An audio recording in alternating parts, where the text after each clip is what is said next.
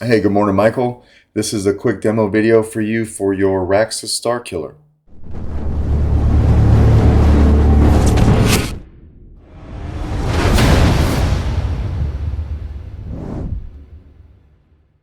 This is installed with a Proffie. This has been a bit of a journey. You had reached out to me and wanted to get one of these done exactly like I'd done for Spencer. So for Spencer, I did not weather his chassis or his chamber add-on piece, but I had to get you a Saber first because they were all sold out. So I was able to get you an extra Raxus, weathered it all up for you. The actual Saber actually showed up in the mail yesterday. It was a day early. So I worked on this last night and into this morning and finally wrapped it up for you so that you wouldn't have to wait any longer than you had to. All right, I did send you some close-up pictures. I'll try to show it off on camera though a little bit.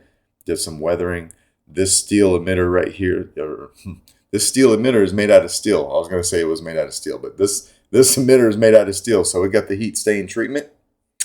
You've got a shadow foil props PCB in there that will light up. Weathered all the aluminum. These are steel screws, these 6 screws, so 3 here and 3 here. I heat stained those. 2-button setup, so your front tactile is your power, your back is your auxiliary. As you can see, they are very low profile. That's done on purpose so they don't get in the way of handling this thing, but they are very easy to press. All right. Looking over at the crystal chamber, your 2 rods are titanium, so they were heat stained.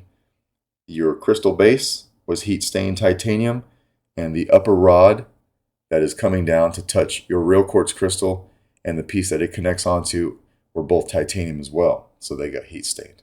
All right. These 4 pieces right here were steel, or are steel rather, so they got heat stained. And then of course this one right here slides down. It's on a magnet, and it is for a reveal on your secondary crystal chamber. But when you don't want that, you can just slide that right back into place and it stays in place. All right. How to get to your chassis, you just want to unscrew your handle. I did paint this ring black, but then I went back and I weathered it.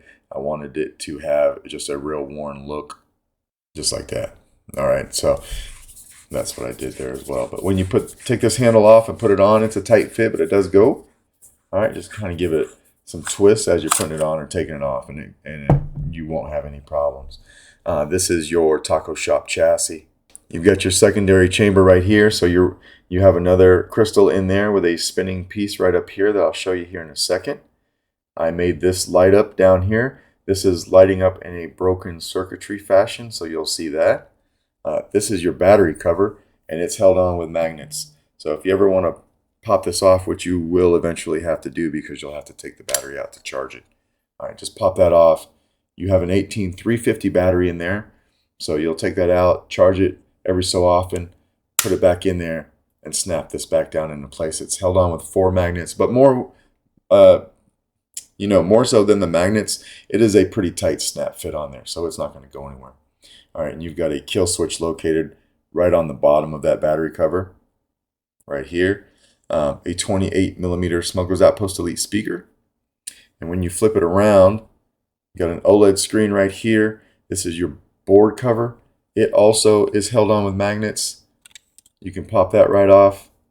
And this is your Proffie board. Now I do have a 3-pixel accent on top of this board because I wanted to light up the holes on the board cover. All right, so I'll show you how that works. But access to everything right here, SD card, micro USB, you're all good to go there. All right, so if you're not going to make any changes to this guy, you'll probably never even take this off. So we could just go ahead and put this back on there, leave it on there, it's good to go.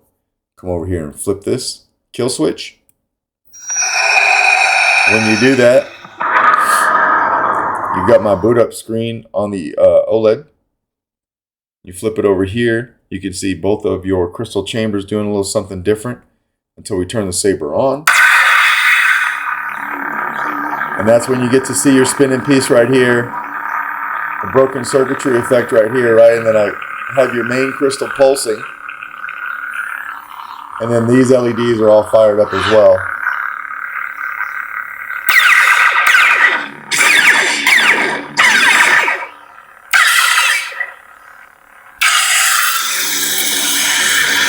You'll see this with blade lockup. You have a lot of different animations over here. And then there's that shine through on top of the board like I was telling you about. Alright. You've got twist off. So when you get the saber on, go ahead, come over here, put your handle on. For now, this has my sound font on it. There is a copy of the config file on your SD card. So if you want to make any changes, you will notice what I did there. Okay. So we'll just screw this handle all the way down. I made sure that you had a little bit of shine through in that little extra slit right there too. So you don't even have to have this down to get shine through, but you have twist on as well. When this handle is on, the saber is loud.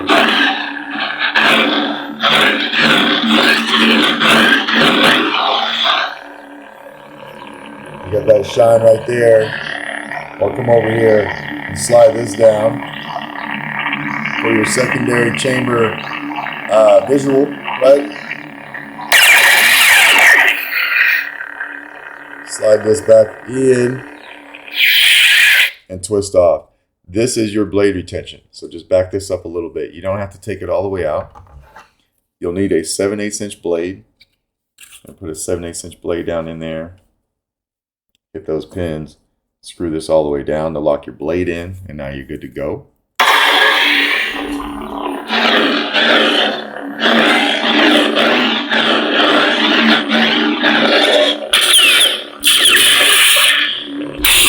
Do a flash on flash. Blaster bolt deflex is just tapping on the blade lockup is holding the auxiliary button down and hitting the saber. You can see it right here. And then as you go vertical with the saber, it moves down the blade. Right, so now it's right here. Closer to the middle. And now closer to the middle of the blade. See the difference in my hand? White here, unstable here, right? A little bit of shine through right here and on the other side as well. Right. And then to play your soundtrack, do a 1 second press on the power. Then do another 1 second press to turn it off. Just like that, all right? And then to break this guy back down, of course, we'll just loosen this up again. Take our blade out. I'll tighten that back down so I don't forget it. And then we'll take our handle back off. And I'll just show you that the kill switch is doing what it's supposed to do. All right, so again, unscrew the handle here. Slide it right off. Hit power. And our kill switch is located right here, right? So we flip this and it kills power. All right, but that is basically your Raxus. Let me know if you have any questions. Thank you very much for reaching out to me and wanting to have one of these done. I know that this particular setup is not cheap. This was meant to be an affordable Starkiller kit when I designed it, but when you start getting into wanting all of the bells and whistles with this particular chassis and all the add-ons and weathering, this is not a cheap project. So I really appreciate you reaching out and wanting one done. But anyway, let me know if you have any questions, and you know, depending on when I hear from you, I'll try my best to get this out today. All right, thanks.